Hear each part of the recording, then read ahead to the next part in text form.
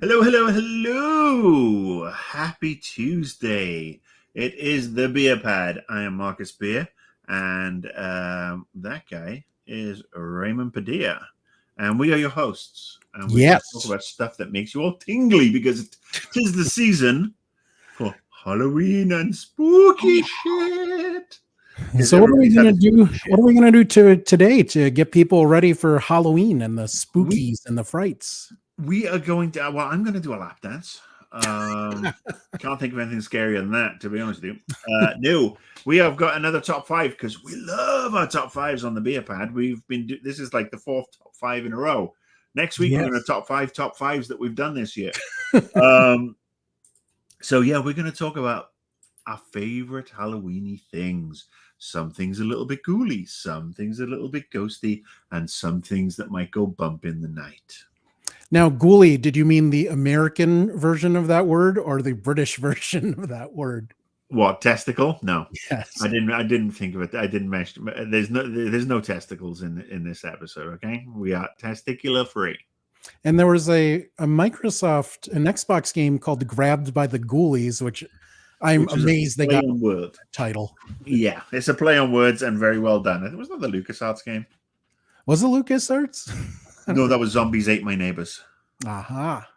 Yes. But yes, we have a bunch of stuff, and we're going to talk about, some are movies, some are TV shows, some are just Halloween experiences. Yes. But I think you're going to go first this time, my friend. I am, and I am going to kick things off with the worst candy in the history of Earth. That candy corn shit that breaks your teeth. No, this is worse than that. Chocolate. No. One more guess before candy. Basically any American chocolate whatsoever is basically shit. Oh, maybe you've not had the horror. You've not experienced the horror of Necco wafers. What the what are they? Basically, it's like edible chalk. And okay, we have something in the UK that's quite similar called Parma violets. That are really quite disgusting. But so this is supposed to be the best things we like about Halloween, right? But why have you started off with the worst candy? I'm curious, please. Because you try this once and it will haunt your nightmares for the rest of your life. That's how powerful this stuff is. So this is the scariest candy you could have on Halloween by far.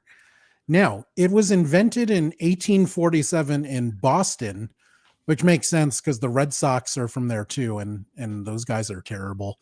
They're a hardy crew over in Boston, aren't they? Hey, one of my oldest and best friends. That's right. He's one of the good ones. Friends. I have a couple of them who are from that particular neck of the woods, and I will hear no ill spoken of the Bostonians because I fucking love them all. So this candy, it's disc shaped chalk, and the flavors are lemon, lime, orange. All of that seems normal. Wintergreen, which is also a normal flavor, but an odd minty flavor, yeah. But then it gets a little weird. You're getting chocolate, black licorice, cinnamon, and clove. This does not make sense to go alone. Oh. Yeah, clove candy. It's cinnamon candy. Cinnamon candy is just evil. And later on, they would release other varieties. They would make an all chocolate pack. They would make a tropical pack and a sour pack. All of it is garbage. So Necco wafers are just vile. You should try them once because they are so vile. And then you'll be good for the rest of your life. So No, I refuse to. I'm sorry. I've tried enough shitty American candy. If it ain't European, I ain't touching it. Thank you very much. Fair enough. But thank you for the PSA. Yes. This is a good public service announcement, my friend. But it was always when you got Necco wafers trick or treating, it was always the most disappointing thing in the world, and you wanted to do bad things to the person's house that gave them to you. Well, I suppose it's like getting fucking toothpaste, isn't it? Yes, pretty much. Yeah. But let's. I'm having flashbacks let's move on to your list, and hopefully it's Okay, a well, good mine positive is thing. actually something that's enjoyable because I'm Yeah. not trying to do any PSAs here. I actually put something that sort of like bridges two of my favorite seasons. I mean, I'm happy from October the 1st through to January the 2nd or 3rd. It's my Right. favorite time of the year because we have Halloween, we have Christmas. My wedding anniversary is on the 12th, my birthday's on the 1st. And obviously, there's that silly American Thanksgiving holiday that's just a cock block for Christmas. But anyway, I mean, I enjoy it because I get to hang out with some nice people. But so one of the big things is the day after Halloween when all the decorations come down. I watch this. So this is technically the day after Halloween, but Tim Burton's The Nightmare Before Christmas is such a huge part, and it's really ironic because the first time I saw this film was when it came out, and I saw it in Paris. I was Oh, actually on a trip to Euro Disney with a then girlfriend, and we ended up going to watch this in Paris, and it was awful. I mean, just an awful experience. I mean, it was dubbed. I mean, oh, reading it, wow. yeah, reading the subtitles, it's just not good. But it's one of those ones that's grown on me ever since, and it's now become, especially after visits to Disneyland around Halloween and the Christmas period, when they really do everything, and the Haunted Mansion becomes the Nightmare Before Christmas mansion. That it's just become an important part of it. And I mean, obviously, it's got Tim Burton written all over it, but it was Yeah. directed by a guy named Henry Selick, who is an excellent stop motion director. And it's just a great story. I mean, you have Jack Skellington, the King of Halloween, who I'm not going to explain the story. If you've been living under a rock, crawl out from under it and watch The Nightmare Before Christmas. It's on Disney Plus. It's on everything. There's a bunch of really good 4K remasters with beautiful sound. The songs are amazing. I mean, This Is Halloween it's a showstopper. Yeah. And it's just great, and it just bridges my two favorite times of the year so well. So that's why I start off with The Nightmare Before Christmas. And it's actually showing in theaters. Down in Nevada, it's showing in the Regal chains. I don't know if any other chains are showing it, but if you get a chance, I do think it's worth seeing in theaters because the visuals are so striking, and it's just a stunning movie. If you can watch it somewhere awesome on a big screen with beautiful sound, great. But otherwise, watch one of the 4K or the super high def ones. Yeah. That you get automatically on Disney Plus with the Dolby surround sound and everything, and just enjoy it that way. So yeah, Jack Skellington, FTW. All right. So my next pick is another long-time Halloween tradition, and it's one that when it first came out, I did not think it would last as long as it did, but here we are. I think we're up to this year. It'll be number 34 for the Simpsons Treehouse of Horror, and I just love how remarkable this is. The first one aired in 1990, October 25th. And it parodies things like the classics, like The Twilight Zone, but also things as recent as Parasite. So I love that it's topical, but it also pays homage to classics. And it's really a generational thing. I mean, people have lived and died, had children, gotten married, gotten divorced.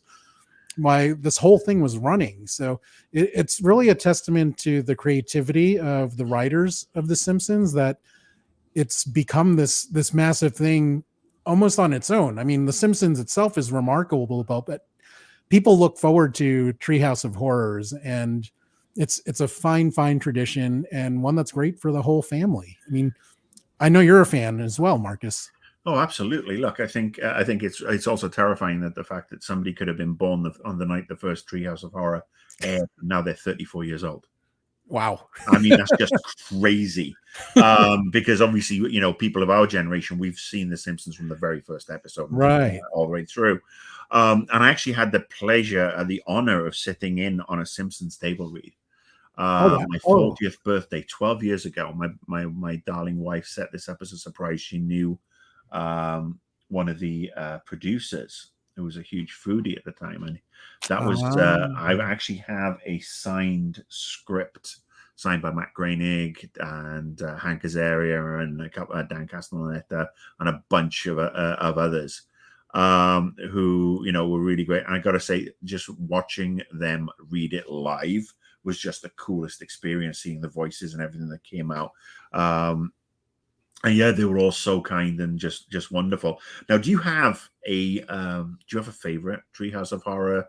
I mean, because they're obviously all segments. There's normally 3 stories per. Right. I have my favorite, absolute 1000% one. But do you have one of yours? A friend of ours mentioned The Shining. That was a very good one. That's up there for me. The Shining.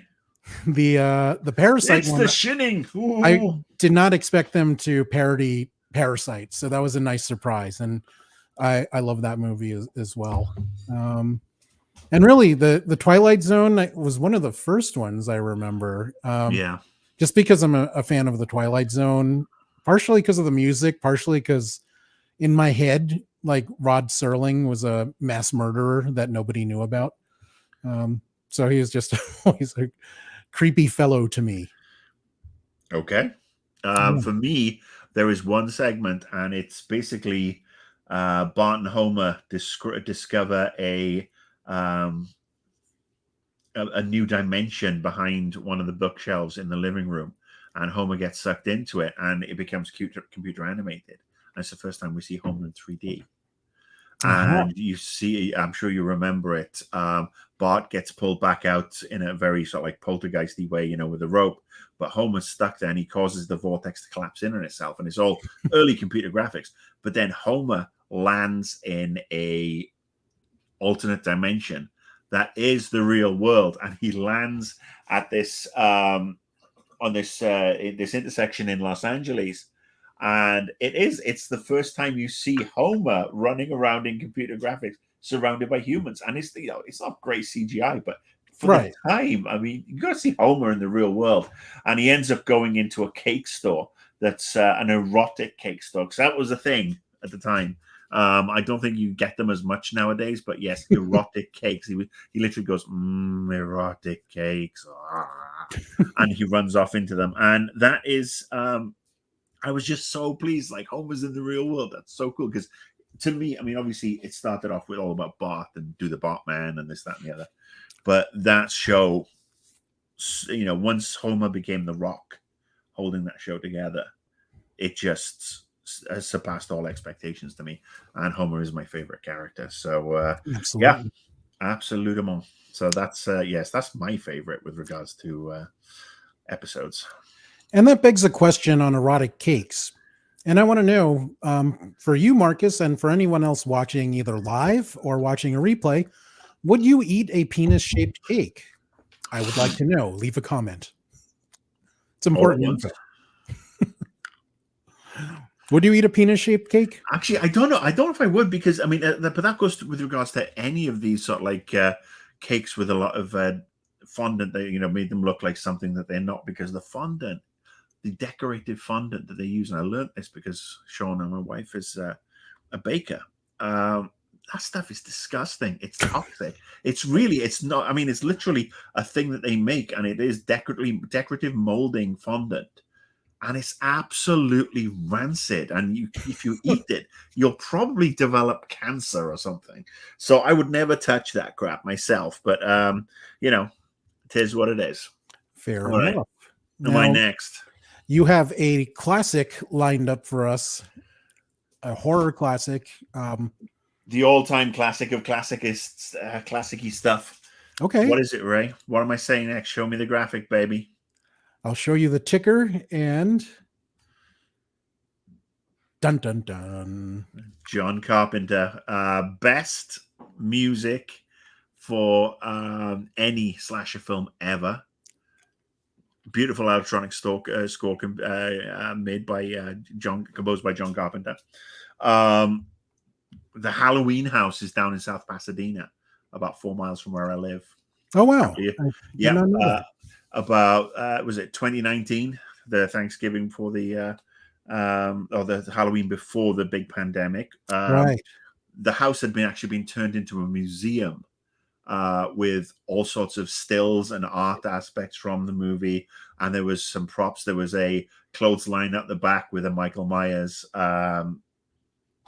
And yeah, it was just great. And this movie is, I mean, it's the quintessential slasher. It's obviously, we got Nightmare on Elm Street. We've got Friday the 13th. We've got some of these great slasher movies. But to me, what John Carpenter did with Michael Myers in that first movie can never be topped. It's the granddaddy. And again, just as an anecdote, I actually got to spend 2 days with John Carpenter when I was working on Fear. We had a round table. I'm not sure. Did you come to that? Because I know Samuel did. We had a round table in Hollywood, and John Carpenter, he had no connection to Fear, the game, but he later, he actually did in later iterations, but he talked about what makes things scary and the art of making things scary, and then he just regaled us with stories about making this, and issues with the sequel and some of the the other things like Season of the Witch, which is the third one. Some people like, some people don't. And yeah, he was just an absolutely amazing person to hang out with and talk with. But yeah, I mean, this is this is Michael. I mean, and Michael's awesome. Yes. And, now, if I remember correctly, I believe our buddy Sluggo, Sal Accardo, went to that event. Ha! Fantastic.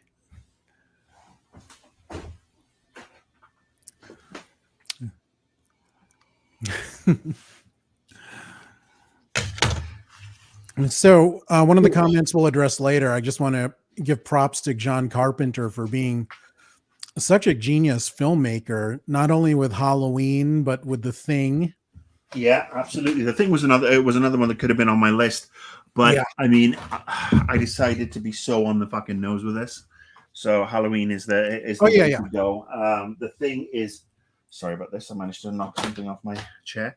Yeah, Halloween's just a great movie, and it's funny they did this reboot trilogy that aired every year. Halloween Returns, Halloween Kills, Halloween Ends. The first one was actually good. I really enjoyed that first one, the way I handled it. Second one, iffy. The third one was fucking awful. And it's directed by the same guy who just butchered The Exorcist. Oh. Yeah, I mean, and this guy should, I'm sure he's a nice guy and all, but he should stay the fuck away from wonderful horror franchises, because he doesn't, I mean, he may have Blumhouse or whoever, Universal backing him, but he's fucking ruining this shit. So yes, that's it.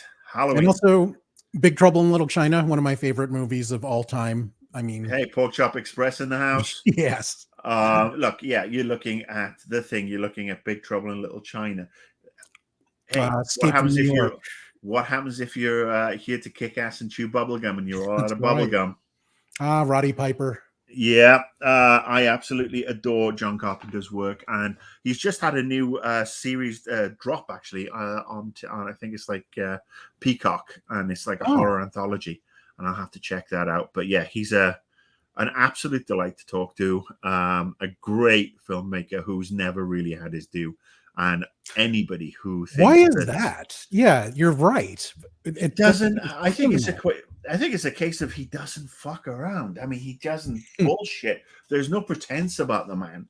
I mean, the first meeting we had with him to talk about this, to see if he was even interested, and he was offered, not any significant amount of money to work for these 2 days. He wanted to meet in Hamburger Hamlet in Hollywood, and so we did. And I mean, he was just, this is where I come. This is where I do my business. This is how I do my meetings. And he is old school Hollywood, but he's also, he was also a guerrilla filmmaker. Right. And he's made his stuff. And the fact that he's never been mentioned in the same breath as somebody like Scorsese, to me, is really ridiculous. Yeah. I mean, they work in different genres, but I mean, everything Carpenter has touched, possibly with the exception of Vampires and Ghosts of Mars, they might be the two duds, but man's a fucking genius. I'm gonna steal a joke from Norm Macdonald. Note to self: we should do a John Carpenter episode. Oh my! For that, I'll have to find the signed Escape from New York poster I've got somewhere. So you just talked about Halloween. I'm going to move on to another longtime horror movie franchise, and that is A Nightmare on Elm Street. I'm going to pick an oddball one here and go with 3, which many purists do not like because it is very cheesy, but I think at the time it was released in 1987, so I think it reflected the late 80s cheesiness. It had an excellent song from Dokken, who you see here hanging out with Freddy Krueger, called The Dream Warriors, which it's A Nightmare on Elm Street 3, Dream Warriors. The movie also had some great guest stars or great supporting actors. A very young Lawrence Fishburne is in the movie. He plays one of the psych wards, and this is like way before Morpheus. I think he was a year into playing Cowboy Curtis, but he didn't really make his mark in Hollywood just yet. It had a cameo by Zsa Zsa Gabor, and apparently she didn't really know what she was getting into. She probably just, her agent told her to do this. She took the money. She's like, yeah, I'll do it. But apparently when Freddy Krueger scared her on set, she was just completely shocked and almost attacked him, which I like that she attacked him and that was her natural reaction. It also has John Saxon, who in the 50s and 60s, he was like the guy in Hollywood. Pretty much most cop or cowboy movies, he was in it. And later he went on to be one of the leads in Enter the Dragon. So he is a legendary actor. But really, people don't like this because it isn't as scary as the first two, and it was veering more into comedy, and which Wes Craven wasn't really, that's not what he envisioned for the franchise.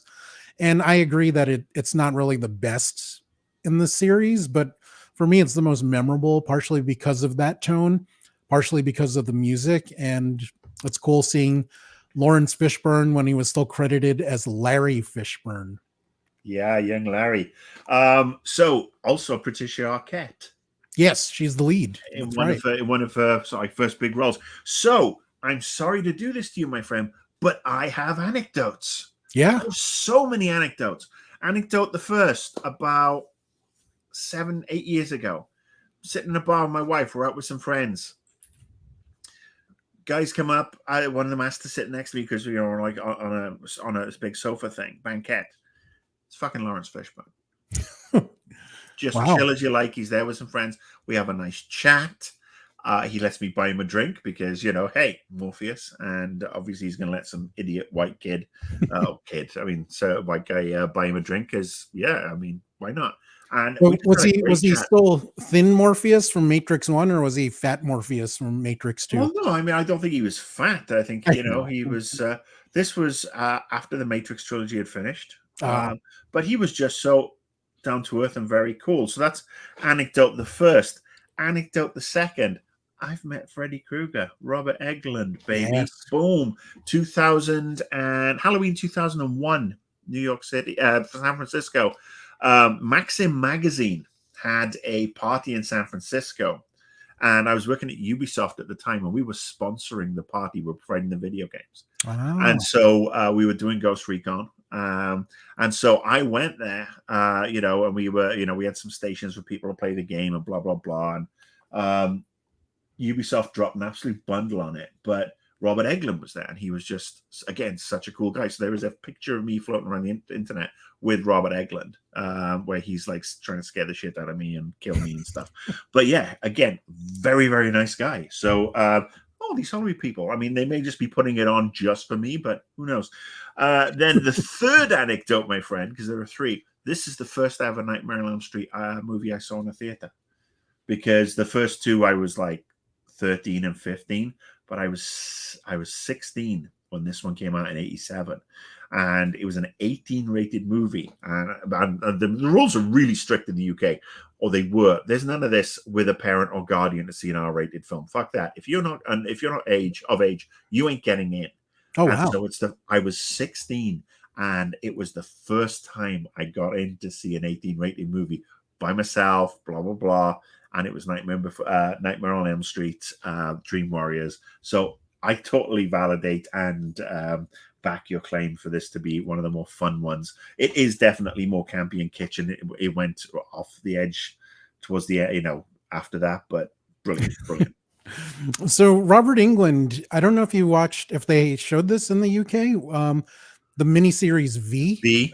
Yeah. Willie. So he was Willie. He was the vegetarian kind alien. And that was the first thing I saw him in. And I didn't realize until maybe the second or third movie that he was also Freddy Krueger. I'm like, whoa, that's Willie? Yeah. He seems like such a sweet guy. I have the entire original miniseries on DVD. Ah. So it did play over there? It did. It was it did very well. I mean, this was back, when miniseries were a thing. I mean, you don't have that water cooler TV moment anymore. And so you'd had Roots, and you'd had Rich Man, Poor Man, and the Thornbirds. Yeah. And you had V, and it was shown on consecutive nights, and everybody was talking about it.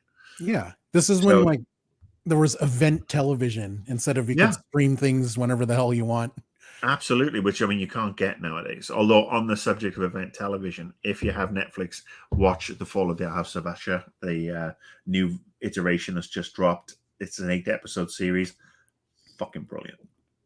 Really is brilliant. And I probably would have included it on this list had I finished watching it before I wrote the list, but I didn't. I only finished it last night. So your next pick I'm interested in because I'm a fan of the show, but I've actually not watched this episode because I go in phases with this series where I binge it and then ignore it for a while. So I want to learn more about this one.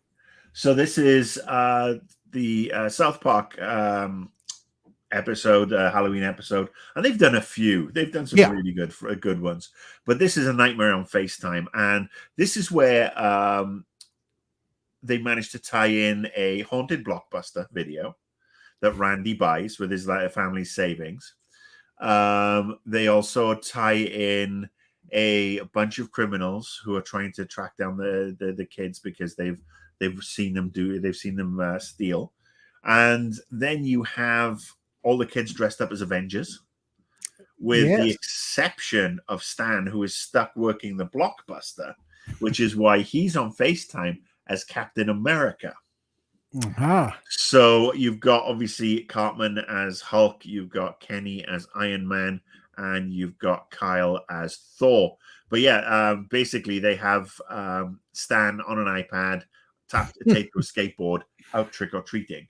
And they also managed to take the piss out of a Hummer dealership at the same time, a Humvee dealership, because they're directly opposite the blockbuster. So you see Randy Marsh just devolve into madness, because it's at the end it's actually a parody or a twist on The Shining. So I don't want to spoil it. I mean, obviously the Simpsons did a different version. I mean, Simpsons did it. But I would thoroughly recommend watching A Nightmare on FaceTime. It's just silly, and it hits so many buttons, pop culture. It's just, when the Avengers had just come out, and it's a great episode, and they've done so many of these. And I admit, South Park can be hit or miss. The thing I think South Park always has over The Simpsons is it takes a year between script and air. The South Park boys do it in 7 days, which is why they're perhaps not doing as many episodes now, because they've opened Casa Bonita in Colorado, and they have their stage shows and everything else. But they do have a new they have a new episode special dropping on Paramount Plus in about 10 days. Nice. Now, question about this episode: is there a Timmy appearance at all? Yes. Is he Professor X? Because that would crack me up. I'm not saying. Okay. I will go watch A Nightmare on FaceTime. I will. Now, moving on, I'm going with another Halloween classic. And as I was researching this, I was surprised to learn how old this was. It's The Great Pumpkin, Charlie Brown, originally released in 1966. So this thing is as old as Paul Semmel, or almost as old. No. Wow. I don't think anybody's as old as Paul Semmel. He was in the Old Testament, our buddy Paul. So what I love about this is it reaffirmed a lot of the things that I believed about the Peanuts gang. Linus is a total dweeb. Penis or peanuts? Peanuts. Okay. So Linus is a dweeb. Right. Snoopy is cool. I thought it was fitting that Sally was dressed as a witch. No, it was Lucy. Lucy was dressed as a witch because I think that reflects her dark soul. And I loved Charlie Brown getting rocks as he was trick-or-treating. That gag cracked me up, and it still cracks me up to this day. And even though it's from 1966, a lot of it still stands up. There's just this wholesome charm about the Peanuts, and Charles Schultz really tapped into the innocence of childhood and conveying those feelings in a show that appeals to, it's, of course it's great for kids, but it's great for adults to watch with kids. And I hope to watch this with my niece and nephew one day. I love this program. I might love it more than the Christmas one. That's a toss-up because they're both so great. Are you a fan of the Peanuts? So I wasn't. I mean, I was aware of Snoopy, but the growing up in the UK, Charlie Brown Christmas, Thanksgiving, and Halloween never really aired over there. Okay. And so the first time I was really exposed to it was actually, again, via my wife, Shauna, because she's a huge fan. I mean, we've got 3 different versions of each of these. We've got the DVD box set. Actually, we've probably got the VHS box set somewhere as well. The DVD, the Blu-ray, and then we've got the digital box set. And obviously it airs on Apple every year for free. So I would say that the Charlie Brown Thanksgiving and Charlie Brown Christmas are probably 2 of my favorites. The Great Pumpkin, not so much, but I can appreciate it. But Shauna watches it religiously every year. I mean, basically, I think the problem is that Charlie Brown gets bullied left, right, and center by his friends every time. And I think it should be, Charlie Brown, here's your machete. And he just chops the shit out of these little wankers. Because, I mean, it's fucking child abuse. I mean, these bastards just bully the shit out of this poor kid. And it gets my goat. But yes, I do like the Peanut stuff. The new stuff, not so much. Yeah. I can appreciate the old stuff. And of course, the soundtrack, the music. Of course. It was Vince Guaraldi for Charlie Brown Christmas. In fact, is probably one of the greatest animated soundtracks that you can actually hear, and it's just, you listen to it and you're like, it's fucking Christmas. Yeah. So yes, I've got a lot of love for Snoopy and Charlie Brown and the Peanuts gang. Love tinged with homicidal hatred for the way they treat poor Charles Brown. But he's a good kid, but I really do think at some point they're going to have to do a Halloween special where you fucking snapped Charlie Brown is going to happen. Now, moving on to another longtime Halloween classic, but in a very different direction, is your next pick. Indeed, The Exorcist. William Friedkin directing Peter Blatty's book. And this was a movie that came out just not long after I was born. And it had a couple of re-releases, and I just remember seeing the trailers and scaring the shit out of me. Absolute shit out of me. But yeah, this movie, I mean, it's got a excellent cast, not a huge cast at all. It's a total, it's a total time capsule. Linda Blair as Reagan, that poor kid went through hell. But yeah, Max von Sydow as Father Merrick. This is, if you're going to watch this, there's a couple of different versions, but there is a director's cut that's added some extra things, like the first time you see, well, I'm not going to spoil it, but if you've never watched this movie, don't watch it alone. Get a bunch of friends round, turn off the lights, pop it on a big TV, preferably with some surround sound, get your popcorn, get your drinks, and get a fucking cushion to hide behind. Because this, you just watch how this happens to this poor girl, and how she, the possession comes along and the demon, and how the priests get involved, and just what happens. Forget the prequel Exorcist 2, Exorcist 3, and Dominion, a prequel to The Exorcist. Forget that bullshit Exorcist one that's out right now. Fuck that. It looked great until we read the reviews and we saw it's, it's by that numpty. But this is far and away the scariest movie I've ever watched in my life because it comes with so much mental baggage from when I was a kid. There was only 3 TV trailers for movies that scared the shit out of me as a child. The Exorcist, Alien, and Jaws. Ooh. Okay. Those 3 movies all had the best trailers. Jaws was just a dun, dun. Yeah. And Alien, it was literally, again, you just see the alien egg, sort of like the light coming from it. And because they couldn't show that much stuff on it anyway. But Right. yeah, I thoroughly recommend this movie to absolutely anybody. And if you want to scare the shit out of people, just sit them down and watch this movie. It's beautiful. And I am totally with you on it being one of the scariest things I've ever seen, much more so than the slashers. And partially because it dealt with occults and religion. Like most Filipinos, I was raised Roman Catholic. So it just terrified me on a psychological level. If I watch something like Halloween or A Nightmare on Elm Street, yeah, maybe I'll have nightmares that night or it'll stay in my head for a day. But The Exorcist just popped in my head at various times for years, just because of how I was raised and the psychological aspect of the horror that they did. It was just much more impactful to me at that time. And yeah. I think you're right, though. I think it's also a generational thing. We obviously grew up, we were teenagers through the age of the slasher, the dawn of the slasher, if you will. I mean, we had, Halloween, and I was like 7 or 8, and then you had Chopping Mall and Silent Night, Deadly Night. And I mean, by the way, there are some great documentaries on AMC Plus and Shudder in particular, where they actually just go through all aspects of horror films. And if you like seeing behind the scenes like I do, I love seeing that stuff. You should watch all this stuff. So they go through every single slasher.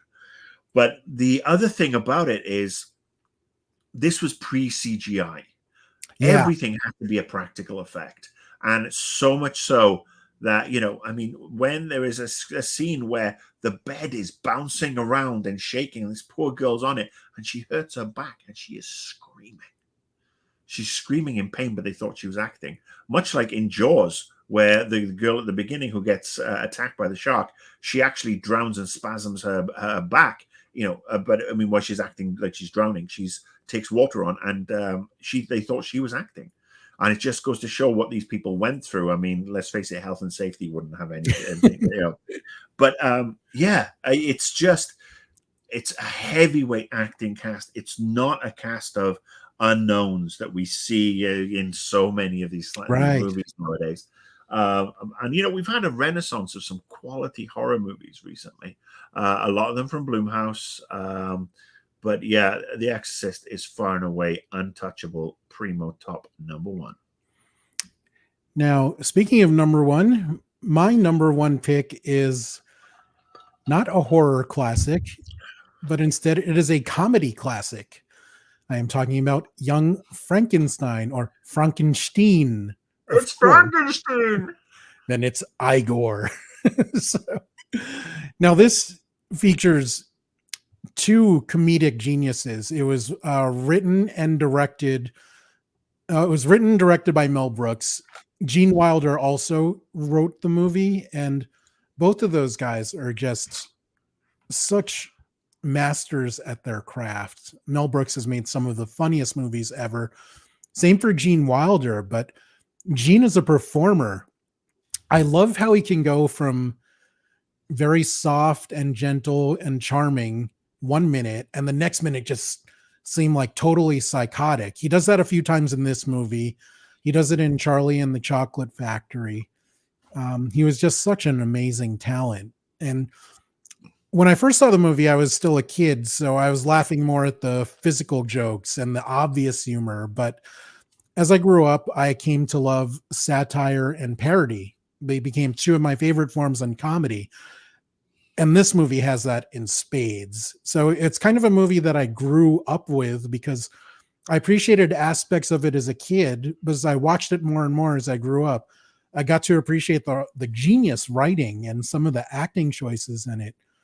And the women in this movie are hilarious. Terry Garr, Madeline Kahn, Cloris Leachman. Her Ovaltine line kills me every time, and the cast is just phenomenal. And it's actually showing just before Halloween at the one independent theater we have in Vegas. So I'm going to see it on the big screen just because I love this movie so much. It's one of my favorite movies, not just for Halloween, but of any kind. Absolute masters. Are you a fan of this one? Absolutely. I mean, look, Mel Brooks, friggin' legend, Blazing Saddles, History of the World, Young Frankenstein, Spaceballs. I mean, you know, everything he tackled. And unfortunately, you know, later on his stuff became, you know, I think the audience, I don't know if it matured or tastes changed or whatever, but Mel Brooks is an absolute freaking legend. And this cast, I mean, you obviously mentioned Cloris Leachman, Madeline Kahn, and Terry Garr, but you've got Gene Hackman's in this as a blind man. I love that scene so much. Peter Boyle, who you will recognize as a character actor. I think he was in Everybody Loves Raymond, or, you know, one of those. Yeah. And he was Frankenstein, this guy that you couldn't imagine being Frankenstein. And then, of course, as Igor, is the legend that is Marty Feldman, an amazing comedic actor who was gone way too soon. I mean, he passed, you know, a very long time ago. But yeah, and obviously Gene Wilder just, I mean, he was on a roll throughout the 70s and the 80s. Charlie and the Chocolate Factory, his work with Richard Pryor, The Lady in Red. I mean, there is just a bunch of stuff that this guy has done, and he was just absolutely wonderful in every single way. So yeah, I totally validate and approve and agree with you. I think this is a great choice, and I think everybody should try. And I mean, it is, again, time capsule. I mean, this was 1974, so you have to remember certain things you can't say nowadays, you can't do nowadays. This is for the younger people who don't watch this show. But basically, if you have an understanding of the fact that it was filmed in a different time, and you're not going to be professionally offended and go on TikTok and go, I watched Young Frankenstein and they would said some rude things to ladies. And you can all suck one. Yeah. Just watch it, enjoy it. Try Blazing Saddles as well. Obviously, Spaceballs is a classic. But I mean, Blazing Saddles, such a great satire as well. The sheriff. I mean, you know, when the sheriff rides up for the very first time, like, what? So yes, watch. You know, Mel Brooks, absolute icon, brilliant, wonderful. That Marty Feldman scene with the Abby Normal, it just kills me. I mean, both of them, both him and Wilder, are so good in that. I might have to go back and watch that again now. Amazing. Now, your number one pick is a little bit different than the others, like my first one was too. Yeah. What do you got here? What I like doing is scaring trick-or-treaters. Now, we haven't got our Halloween decorations up yet, but I have and it's not something that we did in the UK, but we decorate the inside of the house for Halloween, and I decorate the outside.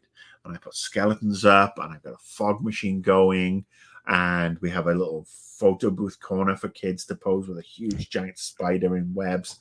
And then as you could see, you saw, I had my Freddy Krueger, my Michael Myers. Or, you know, I have a few other, you know, I have just even simple ones like that. Yeah. I mean, I just love being able to, I mean, I scare the older ones. I don't scare the little ones. Don't want to upset the little ones. And so I actually have a double costume change. Later in the night, when it's the older trick-or-treaters, I'm dressed as Michael Myers. But early in the evening, I wear a pumpkin suit, like the David S. Pumpkins from SNL. I have that suit, and I just love giving out the candy. And we have the trick-or-treaters, and we have friends buying, we have drinks. And I just love every aspect of it. I mean, when Halloween falls on a Saturday, it's absolutely the best. I will stick one of our Amazon Echoes by the window, and I will have it playing the scary sound effects playlist, and then I'll change that up to just some classic horror song, scary songs, or what Halloween themed songs if you want, like Rockwell, Somebody's Watching Me, Thriller by Michael Jackson, a whole bunch of these ones. They're just like a bunch of fun. So yeah, Halloween's a beautiful party time for me and my wife, and it always has been since we've met. We've dressed up as Dracula and Mrs. Dracula. One year we went to a party and I dressed up as zombie Lindsay Lohan, and I actually had a red wig on, and I cut out. We bought this horribly garish red toilet seat lid that I cut out a section of and glued on a pair of tights, and I had the fire crotch, which is again woefully inappropriate and kind of mean now. But again, this was 15 or so years ago when I was unaware. But yeah, I mean, it's just every aspect of Halloween is scary. Scaring people. Scaring people's parents is always even way more fun because the kids sometimes don't notice shit. But then if you're standing in the corner, I mean, I'll stand underneath our tree in our front yard, and I'll just be motionless, and the parents will go, "Oh my gosh, Michael Myers, that's so cool," and then you just go, and they'll, doesn't have to be big jump scares. It's just the slightest thing, or following people down the street. That's fun. That's fantastic. Yeah, I'm a sick and twisted individual, but I draw the line at dressing like a clown. Don't do clowns. What about you? I mean, tell me what's your Halloween routine in Nevada? We don't get a lot of trick-or-treaters here. Well, in my community, I mean, I live in a gated community with manned security. So you like to keep the riffraff out. Fair enough. But I thought that was just to keep Samuel out. No, I always buy a lot of candy, and I always give out. It's the kids that come in the last hour or so, they get a ton of candy because nobody else comes. Yeah. And there's a bunch of houses that decorate. One of them even started decorating in September, which I thought was ridiculous. It's like when pumpkin spice lattes start coming out in August. But my question for you, what was your favorite Halloween candy? All right, my favorite Halloween candy. All right, so it's a tie between peanut M&Ms. Oh. Or Twix. Both fun. Because again, those little fun-sized Twixes are just perfect, and I can't do the candy like I used to. Right. I mean, first of all, I wear black I wear black for a reason. But yeah, those are the two that get me every time, and so much so that this year Shauna bought me actually my own little fun-sized bag of M&Ms that I may or may not have already eaten. But yeah, it's fun to graze, and what we do is we don't actually offer the candy out for people to put their hands in, especially after COVID. What we do is we make up little Halloween bags with a couple of pieces of candy in, a pencil and a razor, just some goofy little Halloween themed stuff, and then we have the allergen bags for those kids who can't have chocolate or have nut allergies, etc. Oh, that's awesome. Yeah, I think it's I think any kid who can't be allowed to enjoy Halloween because they have an allergy, I mean, it's just so sad. And so we always make up 15 or 20 of them. And Shauna actually does a spreadsheet for the Facebook group for Altadena for where we live. And everybody who says that they're going to be trick-or-treating lets her know, and she marks them on a map. And so every year there is a map of Altadena that's from her beautiful Altadena group, and it's got every single house in the and there's like 7,000 people in the group that is doing trick or treat, so that people can print out the map and go, oh, we can go here, we can go there. So kids from areas where people don't trick or treat and they don't they don't offer any candy can come up and know that they will get some candy. And we denote that we do allergens and this, that, and the other as well. And it's me seeing the smiles on the kids' faces. And I know it sounds corny, and people are going to say, "What the fuck? Who are you?" The heart grew 2 sizes. It's just so enjoyable. It really is, just seeing the looks on their faces and knowing that they're going to go home and either play with the toys or have some candy or whatever. Yeah. And the parents are appreciative, and it's it brings a little joy into what is currently a fucking miserable world. And people say, "Oh, how can you celebrate Halloween when this is going on in the Middle East, this is going on in Russia and UK?" And to them, I would say, if you don't do stuff like this because of what else is going on in the world, you let the evil bastards behind this Right. I mean, at some don't. point, you really only have two choices, and which is to laugh or cry. So laugh if you can. You know, Laughing and getting on with your life is the biggest way to fuck these people off. Say, yes. you know what? I mean, look, we're lucky. We're not in the Middle East. We're not in the Ukraine, and all these people are suffering. And obviously, if you can do something, donate to any charity that provides support for those regions. But just have a little fun. Buy a little ball of candy.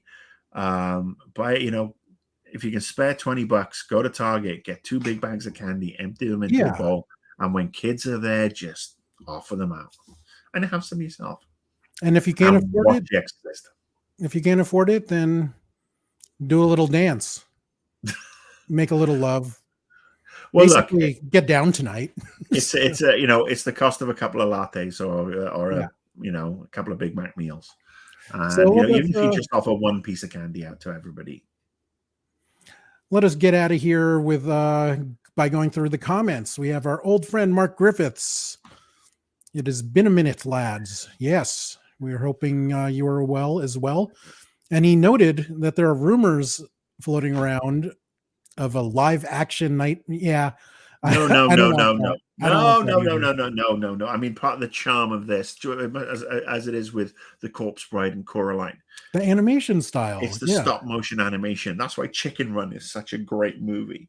Yeah, absolutely. I don't need to see that. I don't need to see anybody as as Jack Skellington or as Sally. No, absolutely not. No, 1000% no. I'm still even on the fence that somebody's doing a live action version of Gargoyles, the cartoon. Yeah. That doesn't seem to be very smart. Yeah, especially because Keith David is like 70 now, so he shouldn't be in the costume. So, and he has the voice. It'll be CGI. It'll be CGI, won't it? But it just won't be as good. He liked the Shining parody for Treehouse of Horrors. Carlos says, does The Karate Kid count as a Halloween movie? No, because yes, it does, because it's set on Halloween. There is the Halloween party and the skeletons beat the shit up of. Yeah, that is a scene. Yeah, but you could justify that. I mean, it's the same as people say Die Hard isn't a Christmas movie. It's set at Christmas, there's gifts, there's a Christmas party. Yippee-ki-yay, motherfucker! Right, but that's a much shorter period of time. I just think we shouldn't gatekeep. I think we should have fun with this sort of thing. And if you want to think it's a Halloween movie, good for you. Enjoy it. You'd be dumb and wrong, though. No TV and no beer makes Homer something. Okay, yes. Addressing exactly. Mark would eat a penis-shaped cake because he says cake is cake. Yeah, when you're living with somebody who's actually a really phenomenal baker, cake does not become cake anymore. She's ruined me. I can't eat cake from a shop anymore because she makes these amazing creations and they're all gluten-free and I've seen so many photos of your wife's cake that I have so many requests. And the next time I go to SoCal, but too hard. She'll make you a couple of cupcakes. But yeah, for my birthday, for my 50th, she made a chocolate orange sponge cake with orange on the inside. So it's basically like a Jaffa cake. So anybody from the UK who knows what a Jaffa cake is, yeah, and it was just the best thing. But she makes the best cakes. Carlos is a big fan of The Thing. That's in his viewing rotation. Absolutely. Another one that was, they've tried to remake. I mean, obviously The Thing is a remake of the 1930s version of The Thing, which is pretty awesome by itself because what it tried to achieve in black and white and the limitations. But you can't fuck with Kurt Russell. Yes. And my favorite scene in that movie is when he's using the paddles to jumpstart the guy's heart. And that is the one. That is yeah. Yes. Mark also agrees that The Thing is excellent. Carlos wants Lucy to get some of hers. Yes, indeed. Yeah. Fuck around, find out. I love it. Carlos adds, I should get a slot machine that gives out. People did something like that during COVID where they made like slot machine shaped objects and they would slide the candy down a tube so it went to the kids. Yeah, for COVID Halloween, we just shut down. Yeah, I was sick, and I really, I was still recovering from the bypass, and Yeah. we couldn't, we didn't decorate outside. We just decorated in the house, and it sucks. It was the first time we went dark since we've been together, and that's 18 years. So only one Halloween we missed, and that was 2020. Mark asks, any love for Hellraiser? Not a great film, but I still love it. Absolutely. I enjoy it a lot. Yeah. That first Hellraiser, again, incredibly dated, budget British sci-fi movie, but Doug Bradley as Pinhead. I mean, absolutely amazing. I know they remade it and that came out and just died of death. And I mean, it had the indignity, much like Nightmare on Elm Street, much like Halloween, and much like Friday the 13th, of having all these sequels, and each one was spectacularly worse than the last one, and they were all straight to video back in the day. So yeah, Hellraiser is a great one that could be, if they want to do a really good, just put some good budget, not big budget, put some serious actors in there, good director, and a little bit of money. Pinhead and the Cenobites are two of are some of the scariest creations. So yeah, Clive Barker's work there is just brilliant. Clive Barker was actually the first famous person I interviewed as a video game writer. So he has a special place. Because he was doing that game, wasn't he? Yes. Can't even remember the name of the game. Yeah. He did some game. Anyone catch the Chucky series on USA and Peacock? I haven't. No, I've never been a big fan of Child's Play, though. I mean, it's just, to me, never really. I mean, it's right up there with the Leprechaun series. See, the Leprechaun I find entertaining because it's so stupid. Like, then he eventually have Leprechaun in space and Leprechaun in the hood. I love how ridiculous that got. Chucky, it's good to see Warwick Davis. Warwick Davis working on a regular basis. Got to have some love with him. I think you should actually put Carlos's previous comment up there, because there you go. Yes, we will stand together over the Karate Kid and Halloweening. So the thing with what's the Chucky movies called? What are they called? Child's Play 2, Bride of Chucky, Seed of Chucky. I always mix up Child's Play and Problem Child. Problem Child had the late great John Ritter. Yeah, who's the only good thing about that movie, bless him. Yes.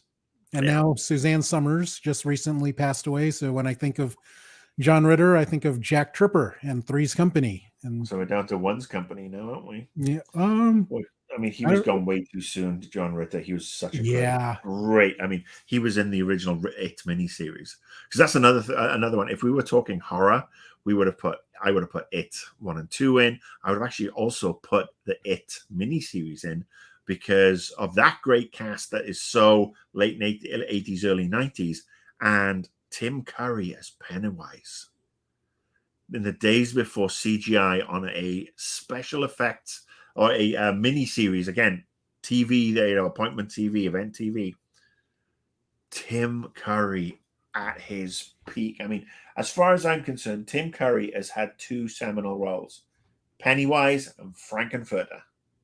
And he has just shown what an amazing actor he is. And I mean, he had a stroke a couple of years back and he's obviously retired.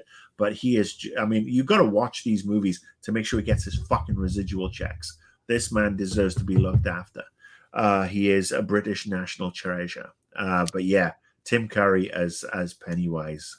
See, I would add the demon he played in Legend among those three, because that one haunted me for a long time. That's fair enough. I mean, again, under a butt ton of makeup. And look, he was also great as the butler in Clue, and he was great as the pervy bad guy in Charlie's Angels 1, and he was also in Congo, I think it was, as well.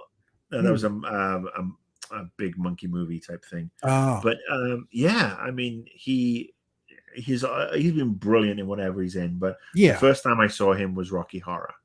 Right. which is absolutely, again, I mean, it's not necessarily a Legendary. Halloween movie, but one of the greatest musicals of all time.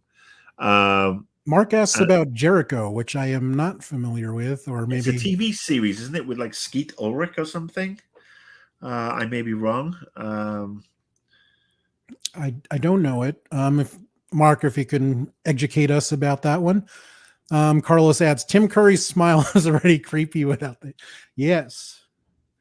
But it can be devilishly charming too, depending on Oh what yeah, it's saying. he's just got this twinkle in his eye, hasn't he? Yeah. Just that's a sign of a great. And if you haven't seen Rocky Horror, you gotta go see Oh, Rocky yeah. Mark adds, Horror. Warwick Davis is an absolute diamond of. Oh, that's awesome. You got to meet Warwick. Kind of me when he had no need to be Boba Fett. Yeah, but I'm guessing that's Jerry Bullock, who passed away. He was the OG Boba Fett from Ah, Empire and Jedi. He passed away a while ago, actually, but I'm sorry you had a bad experience with him. I've been very lucky when I've dealt with celebrities for whatever, even just the most casual one. I met Catherine Tate once, who was obviously in the Doctor Who series and is going to be back in the new Doctor Who starting hopefully next month. And she was in the Beverly Center. She just flown off on vacation and arrived and not expecting to be recognized. And then this was like a week after the season finale where her character had her mind wiped. And Shauna just sees me in this store and she's looking to close and she just sees me go, what's wrong? What's wrong? What's wrong? It's fucking Donna Noble. It's like, oh, we have to go say hello. And she was so sweet again. She seemed genuinely surprised that she was recognized. So yeah, I guess I've been lucky with regards to celebrities who haven't been dicks. So Mark added the Clyde Barker game. Wasn't it Jericho? That he did do Jericho. The one I'm thinking of is older though, because I was at Happy Puppy at the time. And that was, it had to be late 90s, I want to say. Yeah, it was Jericho. Huh. Oh, actually, no, Undying. So he's actually got two. There's Jericho, which was published by Codemasters, and then Undying is the one that I remember that came out developed by EA Los Angeles and published by EA Games. So, both of them are sort of like first-person shooter horror games. But yeah, I remember Undying being Undying too. Yeah, not good. Maybe you're right, Mark. Maybe I'm just remembering time. But there is a Jericho TV series that's kind of post-apocalyptic, and I think Skeet Ulrich is in there. So maybe I got them confused. Gotcha. All right. Well, I think that just about wraps it up for our Halloween extravaganza. I had a lot of fun with this one. I hope you did too, everyone watching. And if you didn't, fuck off. Because we had a lot of fun. And that's what it's all about. We're two old guys who like having fun on a video camera. And I get to hang out with my excellent friend Marcus, who I don't get to see often as often as I'd like because we don't live close anymore. And no, we don't. We don't. But yeah, we get to hang out, and sometimes we'll bring the Paul Samuel monster in. Yeah. But I don't know what we're going to do next week. So next week's going to be a grand surprise because we haven't fucking figured it out yet. We did. We're doing V next week. Oh, right. Yeah, we're doing Gen the Boy spinoff, Gen V. Yeah. Not V. Not V. Although we should do one on V. We need to go back and watch that. Although it's not really available on streaming, I don't believe.